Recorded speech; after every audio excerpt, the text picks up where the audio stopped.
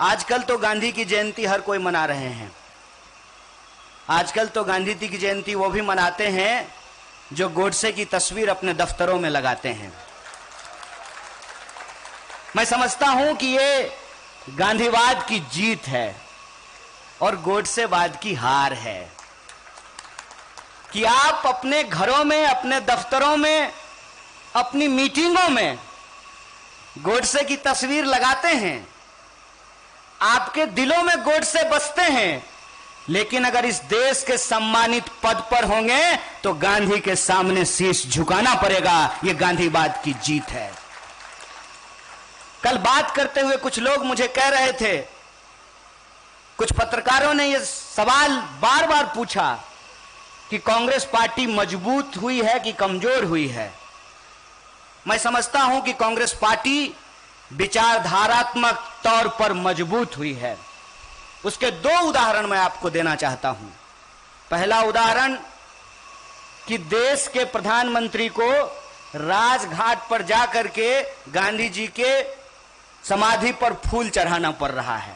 सबको पता है कि देश के मौजूदा प्रधानमंत्री गांधीवादी नहीं है, गोडसेवादी ही है। पूरे देश को पता है, ये पूरी दुनिया को पता है। भारत में गोडसे, अब बाइडेन के सामने गांधी गांधी करना पड़ता है। देश के जो नागरिक हैं उनको यह पूछने का अधिकार है कि पीएम अपना थोबड़ा लगा करके चंदा वसूल लिए और कहते हैं कि पीएम केयर फंड सरकारी फंड नहीं है। तो सरकारी फंड नहीं है तो कौन सा फंड है? मुझे बताइए कि प्रधानमंत्री सरकारी है कि नहीं है। अगर प्रधानमंत्री सरकारी है तो उसके नाम पे लिया गया चंदा भी सरकारी और इसका हिसाब आपको देश की जनता को देना पड़ेगा। इसीलिए जब सूचना के अधिकार के कानून को पास किया गया तो जनता को यह अधिकार दिया गया कि आप अपने अधिकारियों से पूछ सकें कि एडीएम साहब बताइए कुर्सी कितना में खरीद करके लाए हैं? आपके बाबूजी का पैसा नहीं है, इस देश के टैक्स पेयर का पैसा है। हमको बताइए कि इस रोड में कितना का फंड आया है और कितना का घोटाला आप किए हैं। यह सूचना का अधिकार है। इस देश को आगे बढ़ाने की जरूरत थी। कहते हैं ना, थोड़ा सा गिला शिकवा क्या हुआ हमारे घर में कि पड़ोसी ने मुकदमा बिठा दिया है। पड़ोसी ने मुकदमा बिठा दिया है। दिक्कत हो सकती है, गवर्नेंस में प्रॉब्लम हो सकता है, करप्शन का प्रॉब्लम हो सकता है। मैं देश की जनता से ये याद दिलाना चाहता हूं, लेकिन आपने बदले में आकर के एक ऐसे आदमी को बिठा दिया है जो बोला कि हम चौकीदार हैं। वो चौकीदार नहीं है, वो चौकीदार नहीं है। इस जो है भ्रम में मत रहिए। और मैं एक सवाल पूछता हूं कि अगर वो कहते हैं कि वो चौकीदार हैं तो चौकीदार को इस देश की संपत्ति अपने दोस्तों को किराया पर देने का अधिकार है? बोलिए। जब हमने कहा कि प्रधानमंत्री देश की संपत्ति बेच रहे हैं तो एक प्रधानमंत्री के समर्थक ने कहा कि बेच नहीं रहे हैं, किराया पर लगा रहे हैं। हम बोले लगाने का अधिकार कौन दिया चौकीदार को? बउआ, तुम तो मालिक नहीं हो देश की संपत्ति का। देश की संपत्ति तो देश के लोगों का है। क्या आपने संसद में कोई कानून पास कराया था? क्या आप देश की संपत्ति को अपने दोस्तों को दे देंगे? देश की सर्वोच्च संस्था में कोई बहस हुई थी और आप किराए पे क्यों लगा रहे हैं? इसका मतलब आप मानते हैं कि आपको पैसे की जरूरत है। और आपको पैसे की जरूरत क्यों है? आपको अगर पैसे की जरूरत है इसका मतलब आपको आमदनी नहीं आ रही है। और आपको अगर आमदनी नहीं आ रही है तो आप अपने लिए 8,500 करोड़ का उड़न खटोला क्यों खरीद करके ला रहे हैं? जरा हमको यह समझा दीजिए। आपको आर्थिक तंगी होगी, आपके पिताजी बीमार होंगे, आप उनको अस्पताल में भर्ती कराएंगे, अस्पताल का फीस देने के लिए आप अपनी जमीन बेचेंगे तो बात समझ में आती है। लेकिन आपके पिताजी बीमार हों, अस्पताल में भर्ती हों और आप जमीन गिरवी रख करके अपने लिए बुलेट खरीद लें तो इसको तो जो होशियारी नहीं कहते हैं, इसको तो बेईमानी कहते हैं, इसको तो अय्यासी कहते हैं।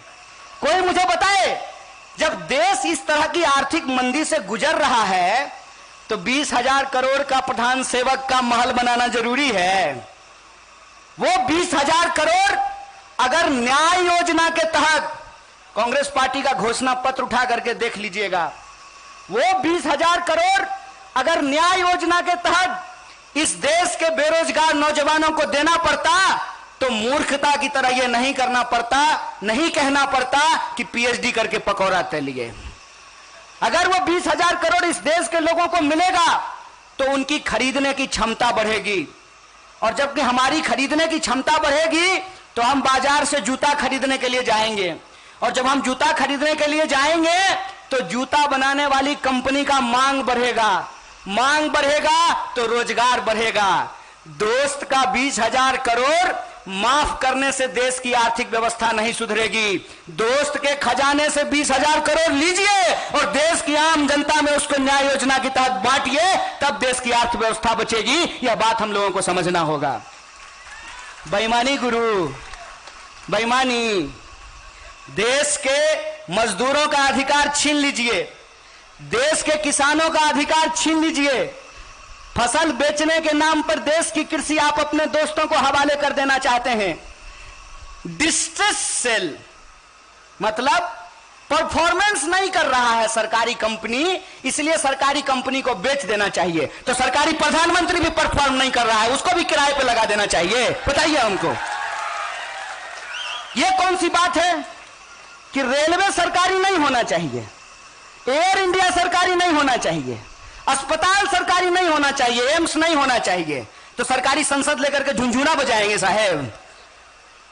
जब सरकारी अस्पताल नहीं होगा, सरकारी स्कूल नहीं होगा, सरकारी रेलवे नहीं होगी, सरकारी एयर इंडिया नहीं होगा, सरकारी बीएसएनएल नहीं होगा, सरकारी एलआईसी नहीं होगी, तो सरकारी गृह मंत्री लेकर के चाटेंगे उसको। क्या करेंगे हमको बता दीजिए जरा।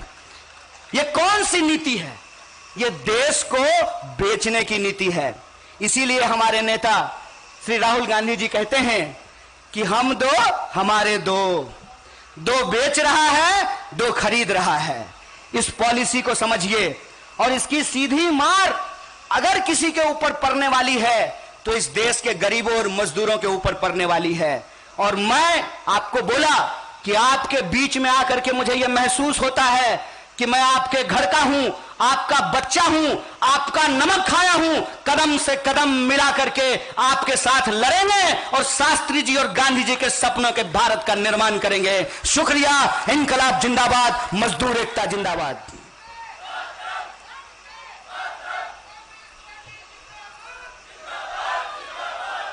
साथियों, मेरी आवाज जहां तक पहुंच रही है, आप तमाम आदरणीय बुजुर्गों का, माताओं बहनों का, किसान मजदूर भाइयों का, एआईसीसी दफ्तर में काम करने वाले आप तमाम कांग्रेस के कार्यकर्ताओं का, सुरक्षा में लगे हुए हमारे सुरक्षा बंधुओं का, कैंटीन में काम करने वाले मजदूर भाइयों का, इस परिसर को साफ सुथरा और स्वच्छ बनाकर रखने वाले हमारे जो सफाई कर्मी हैं उन साथियों का, और मंच पे उपस्थित ऑल इंडिया और संगठित कामगार कांग्रेस के जो पदाधिकारीगण हैं, नेतागण हैं, उन तमाम नेताओं का, और देश के अलग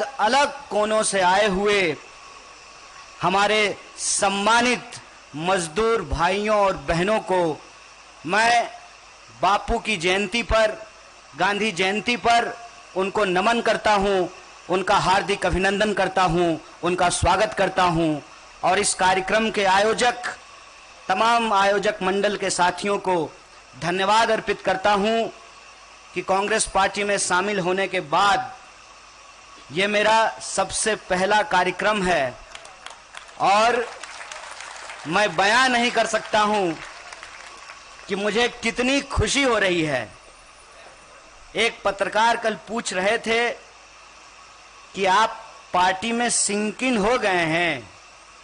अगर कार्यक्रम इस तरह का हो, जो कार्यक्रम मजदूरों का हो, अगर कार्यक्रम नौजवानों का हो, अगर कार्यक्रम किसानों का हो, अगर कार्यक्रम छात्रों और महिलाओं का हो, मैं समझता हूं कि ये हमारा कार्यक्रम है, ये हमारी पृष्ठभूमि है, ये हमारा इतिहास है, ये हमारा वर्तमान है।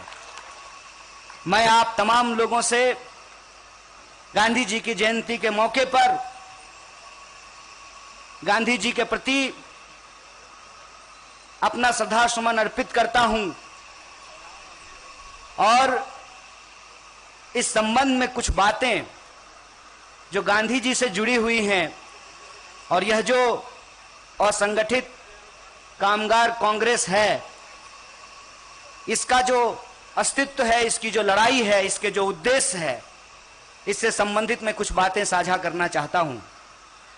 सबसे पहली बात तो बोलिए, कांग्रेस पार्टी विचारधारात्मक तौर पे मजबूत हुई है कि कमजोर हुई है? आप लोग बोलिए, मजबूत हुई है ना?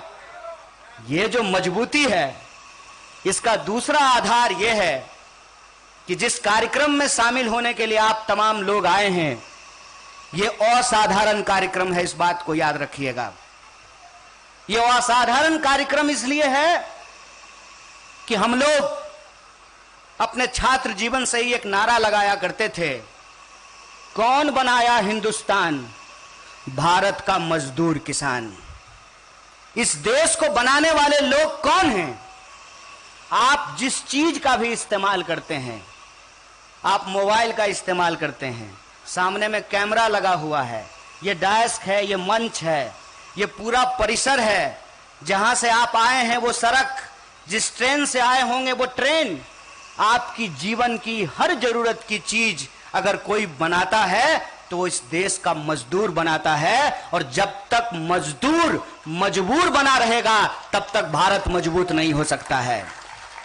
अगर हम भारत को मजबूत बनाना चाहते हैं तो मजदूर मजबूरी का नाम नहीं है।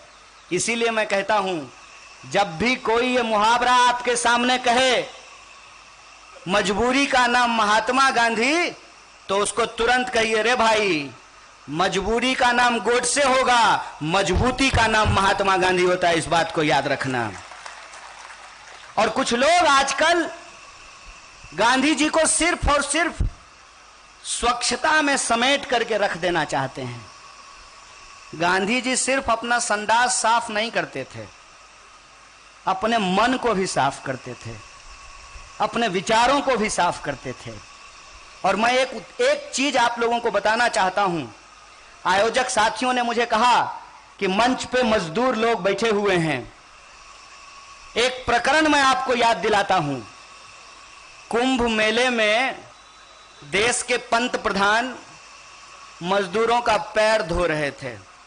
देखे थे कि नहीं वो वीडियो? बस हो गया, कैमरा, लाइट, एक्शन, कट, बात खत्म। क्या हुआ उसके बाद उन मजदूरों का? आज भी इस देश में मैनुअल स्कैवेंजिंग होता है। हाथ से मजदूर गंदगी उठाते हैं। काहे भैया? हम मंगल पे पहुंचने वाले हैं, चंद्रमा पे पहुंच गए हैं, यहां बैठ करके अमेरिका में अपने बच्चों से व्हाट्सएप पे hi hello hi darling how are you कर सकते हैं। तो क्या इस देश में विज्ञान ने इतना विकास नहीं किया है कि मैनुअल स्कैवेंजिंग को बंद कर दिया जाए? क्या तकनीक का इतना विकास नहीं हुआ है कि मैनुअल स्कैवेंजिंग को समाप्त किया जाए? प्रधानमंत्री जी ने एक किताब लिखी है, पता नहीं लिखी है कि लिखवाई है। उस किताब में लिखा हुआ है कि कचरा उठाने से आध्यात्मिक सुख मिलता है। मोदी जी बगल में ही घर है, आइए कल हम लोग गटर में उतरेंगे, आध्यात्मिक सुख लेंगे थोड़ा सा। आप ये क्या कहना चाहते हैं? आप ये कहना चाहते हैं कि मजदूरों को सम्मान से अपना जिंदगी जीने का अधिकार नहीं है, इसीलिए आप उसको जबरदस्ती ग्लोरीफाई कर रहे हैं। मजदूर इस देश के बुनियाद हैं, किसान इस देश के बुनियाद हैं, लेकिन खाली नारा लगाने से काम नहीं होगा। आज पंडित लाल बहादुर शास्त्री की जयंती है। लाल बहादुर शास्त्री जी ने एक नारा दिया था, जय जवान जय किसान। 9 महीने से किसान दिल्ली की सीमाओं पे बैठे हुए हैं। एक तरफ देश के किसान लड़ रहे हैं और देश के बेईमान फोटो खिंचवा रहे हैं अमेरिका में जाकर के। ये जो परिस्थिति है, इस परिस्थिति में हम लोगों को यह समझना पड़ेगा कि अगर हमारा दायित्व किसानों के प्रति है, अगर हमारा दायित्व मजदूरों के प्रति है, अगर हमारा दायित्व जवानों के प्रति है, तो हमको महात्मा गांधी के विचारों पर चलने की जरूरत है। हमको लाल बहादुर शास्त्री जी के विचारों पर चलने की जरूरत है, क्योंकि ये हमारी समझ है कि अगर मजदूर नहीं बचे, किसान नहीं बचे, देश के जवानों को रोजगार नहीं मिला, तो सुंदर भारत का निर्माण असंभव हो जाएगा, न्यायपूर्ण भारत का निर्माण असंभव हो जाएगा। और हमारे देश के संविधान की प्रस्तावना में जो बात लिखी हुई है कि हम भारत के लोग भारत को समाजवादी और धर्मनिरपेक्ष लोकतांत्रिक गणराज्य बनाना चाहते हैं। ये जो लोकतांत्रिक गणराज्य होगा, उसकी बुनियाद आप लोग होंगे। और मैं असंगठित कामगार कांग्रेस के जो तमाम कार्यकर्ता हैं, उनके प्रति अपना आभार व्यक्त करता हूं कि आप उस सेक्टर से जुड़े हुए हैं जिस सेक्टर में सबसे ज्यादा बेईमानी चल रही है, जिस सेक्टर में सबसे ज्यादा मजदूरों का शोषण हो रहा है। और ये जो परिस्थिति है, इस परिस्थिति में हम तमाम लोगों को आपके न्याय, हक और अधिकार के लिए, हमारे न्याय, हक और अधिकार के लिए मिलकर के संघर्ष करना पड़ेगा। और आप ये समझ लीजिए कि कोरोना काल में जो मंजर हमको देखने को मिला, उसकी वजह क्या है? उसकी वजह यह है कि इस देश में मजदूरों को लेकर के कोई लेबर ऑडिट नहीं हो रहा है, कोई सर्वे नहीं होता है।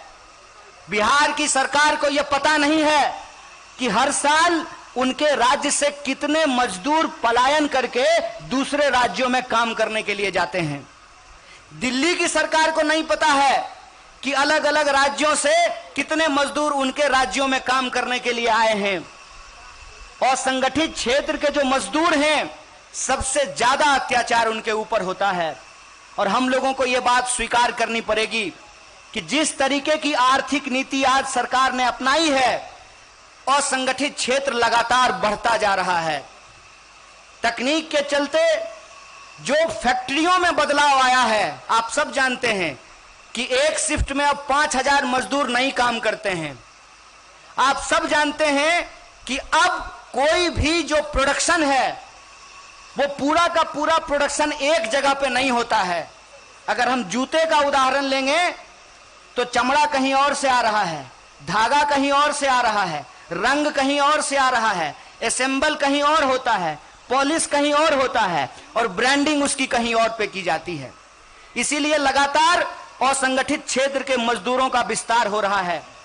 लेकिन लेबर कानून नहीं होने के चलते, उनके पास यूनियन बनाने का अधिकार नहीं होने के चलते लगातार उनके साथ शोषण किया जाता है। चाहे आप पीएफ की बात कर लीजिए, आप ईएसआई की बात कर लीजिए, आप उसमें ओवर टाइम की बात कर लीजिए। सरकार ने कानून बनाया है कि 8 घंटे के बाद कोई मजदूर अगर 1 मिनट काम करेगा तो उसको 2 मिनट का पैसा देना पड़ेगा। यह ओवर टाइम का कानून है। सरकार ने मिनिमम वेज का कानून बनाया है, और आप सब जानते हैं कि मजदूरों को मिनिमम वेज नहीं मिलता है। कागज पे साइन करवा लेते हैं, लेकिन मिनिमम वेज नहीं देते हैं। आप दिल्ली घूमिएगा, जितना मॉल है उसके सिक्योरिटी गार्ड से आप बात कीजिएगा और उसको पूछिएगा कि रे भाई कितना मिलता है, तो कहेगा 12,000। कितना पे साइन करते हो, तो 24,000 पे। पीएफ मिलता है? नहीं। ईएसआई मिलता है? नहीं। 4 छुट्टी मिलती है? नहीं। देश में जो राष्ट्रीय छुट्टियां हैं वो तुमको मिलती हैं? नहीं। ये हमारे आंख के सामने ये शोषण हो रहा है। मरता क्या ना करता। असंगठित क्षेत्र के मजदूर असंगठित हैं, इसीलिए उनका सबसे ज्यादा शोषण होता है। और आप ये समझ लीजिए, यह जो सरकार है जो पैर धोती है सफाई कर्मचारी का, वो सिर्फ फोटो खिंचवाने के लिए धोती है, और जब मौका मिलेगा तो इस देश की राष्ट्रीय संपत्तियों को बेचती है। और आप जानते हैं कि जब राष्ट्रीय संपत्तियां बिकेगी, जब रेलवे बिकेगी, जब एयर इंडिया बिकेगा, तो उसमें असंगठित क्षेत्र से मजदूर काम करने के लिए आएंगे। जेट एयरवेज बिक गया, रातों रात सैकड़ों मजदूरों और एम्प्लॉय को निकाल करके बाहर कर दिया गया। बताइए, कोई नोएडा में घर लिया होगा, कोई गुड़गांव में घर लिया होगा, वॉशिंग मशीन भी उनका ईएमआई पे था, कहां से ईएमआई भरेंगे? ये जो देश की संपत्ति की लूट है, इस लूट को हमको समझना पड़ेगा। लूटेंगे देश को। अब बड़का बड़का फोटो पेट्रोल पंप पे लगा करके हंसता हुआ नूरानी चेहरा दिखा रहे हैं, ये बेशर्मी है साहब, इस बेशर्मी को समझिए। और इसीलिए मैं कह रहा हूं, पूरी जिम्मेदारी के साथ कह रहा हूं कि आप तमाम लोग जो हैं, उनको अपने हक और अधिकार के लिए, और जो कानून सरकार ने बनाए हैं, अक्सर लोग हमसे पूछता है कि क्या किया कांग्रेस पार्टी ने 70 साल में। 70 साल में कांग्रेस पार्टी ने लेबर को लेकर के कानून बनाए, मिनिमम वेज के कानून को पास किया गया, 8 घंटे के कानून को लागू किया गया, और यह कहा गया कि संगठित क्षेत्र को हम बचाएंगे। इस देश के जो बेरोजगार हैं, जो ग्रामीण बेरोजगारी है, उसको दूर करने के लिए हम मनरेगा लेकर के आएंगे।